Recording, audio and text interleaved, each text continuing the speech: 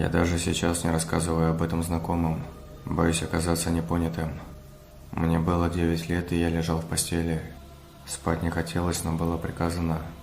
Я смотрел на потолок и видел на нем свет фар проезжающих машин. Так проходил час за часом. Сна не было. За стеной работал телевизор. Потом умолк и он. Тишина. Было жарко. Постель пропиталась потом. Машин уже не стало. И тут издалека донесся глухой барабанный стук. Медленный, мерный. Он приближался, становясь громче.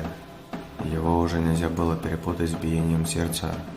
К нему подключился, я не знаю, как описать этот звук, тихий стон десятков охрипших глоток, синхронные и меняющие модуляции. Я даже слов не могу подобрать, чтобы описать это. Помню, тогда меня испугала не странная ситуация, не сам этот глухой и мощный звук, а его синхронность, то, как идеально он вписывался в барабанный бой. В самом стоне не было боли или угрозы, горя или радости. Он был чем-то вроде удара барабана, безжизненным инструментом. Источник звука приближался. Помню, мне не было страшно, только любопытно. Я слез с кровати, встал на четвереньки и приподнял голову над подоконником, чтобы увидеть улицу. В темноте, освещенные только мигающим светом желтых светофоров, шли люди. Я видел силуэты мужчин и женщин.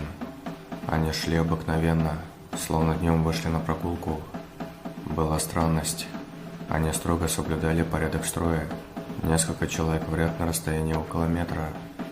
Я не видел их лиц из окна. Людей было очень много. Гусеница растянулась на всю площадь. Я видел, как ее голова растворилась в темноте улицы Ленина, а хвост так и не увидел. В соседней комнате проснулась мать. Она подбежала ко мне, стоящему у окна, схватила и повалила на пол, зажав мне рот. Именно тогда я испугался.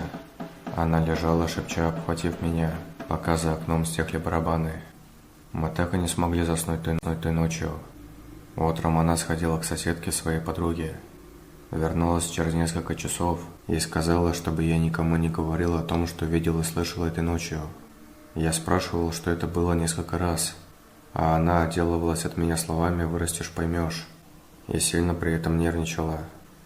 Когда я спросил ее об этом в последний раз, она побила меня, хотя до этого никогда не поднимала руку. Сейчас она делает вид, что ничего не было. Я вырос и до сих пор ничего не понял.